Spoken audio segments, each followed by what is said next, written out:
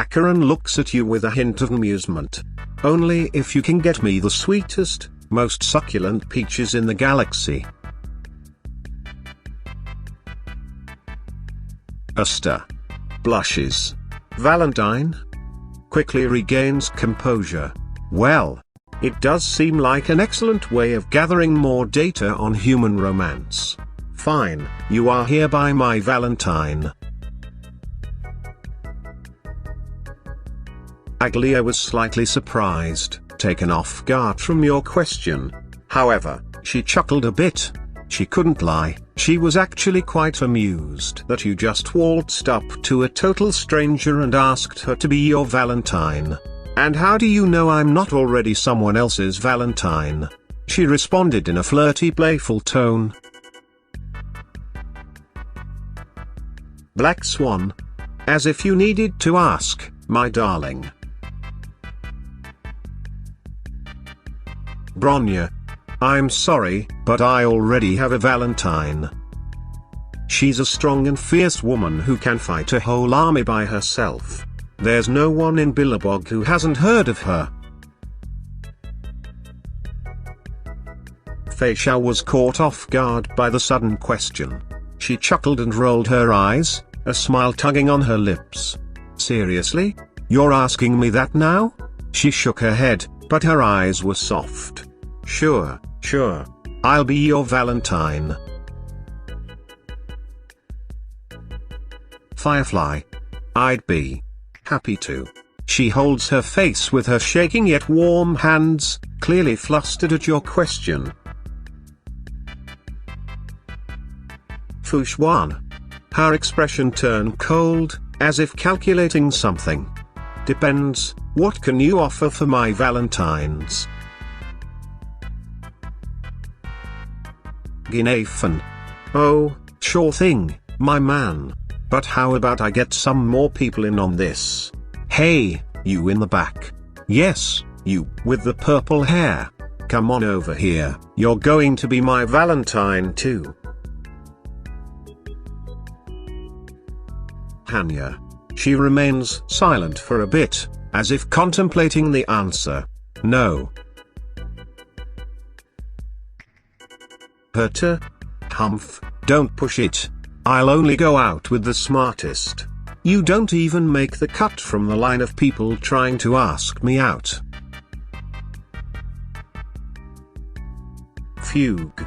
Why, I don't see why not. She chuckled, amused with the question.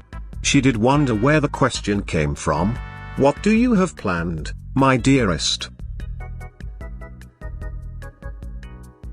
Jade. Oh my. How forward of you. If you ask, I'd be glad to. Of course, I must ask what I'll be receiving. You don't expect me to agree for free now, right? Lingsha. When you asked that question, her heart leapt. A faint trace of a blush dusted her cheeks. Only if you promise you're not going to see other girls, okay? Pela chuckled. I'm sorry, I can't be your Valentine. As it so happens, I am already seeing someone. Qingque. If I say yes, you gotta play Celestial Jade during lunch. Okay? Natasha. Why just Valentine? You need a doctor every day. As she whispered her response, Rappa's words were punctuated by a few ninja-related phrases. Of course, I'll be your Valentine. In one swift motion, Rappa flipped her hair and posed with a dazzling smile. Though some ninja wisdom might be in order, love is a fickle thing, just like sand slipping through your fingers. Himeko. Of course. Here, this is for you. Takes a lollipop out of her pocket, gives lollipop to you. Jingliu. Chuckles softly as I walk over to you, gently lifts your chin up with my hand. Oh? And what makes you think you deserve to have me as your Valentine? Kafka. Of course. I'm glad you took the initiative. I also have a gift for you, but I wonder if you can withstand it. A kiss. Robin looks at you in surprise. She is silent for a moment, then lets out a small gasp. Of course, I will. However, there is one thing you need to understand. Robin steps closer to you, her eyes half-litten. When you choose to be with me, there is no going back. March 7th. Oh, you're asking me to be your Valentine? Of course I will, darling, but just know that from now on, you belong to me. No one else is allowed to take you away from me. Ruan Mei glances at you with an amused glance. Only if you let me experiment on you. I have some more special experiments in mind. Seele. Sorry, but I'm already taken. She blushes. I don't know what you're talking about. Serval. Sorry, my heart already belongs to my music and my guitar. Silver Wolf. How many Stelle Jades you got in your pocket? Sparkle. Adjusting her flower hairpin, she chuckled. Oh my. A Valentine? Well, how could I turn down a request like that? But I have one condition. She leaned in, bringing a hand to lightly pinch his cheek. You got to agree to be my good little boy, got it? Stelle. Only if you pay me in 100k credits. Make that 5. And I'll let you take me to the local trash cans.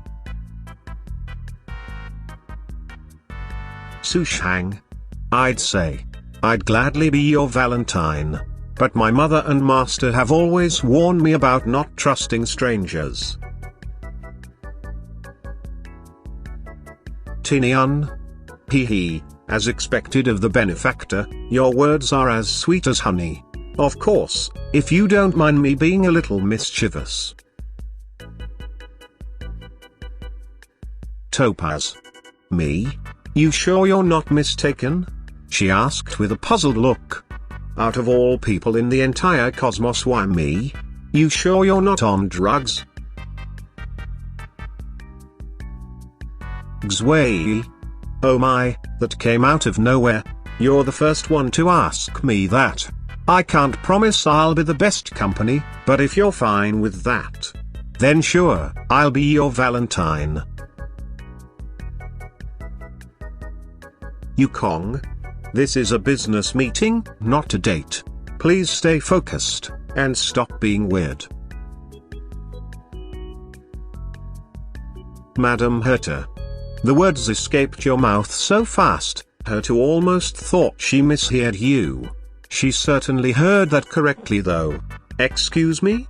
She lifted her gaze from the desk to look in your direction, her eyebrows pinched in disbelief.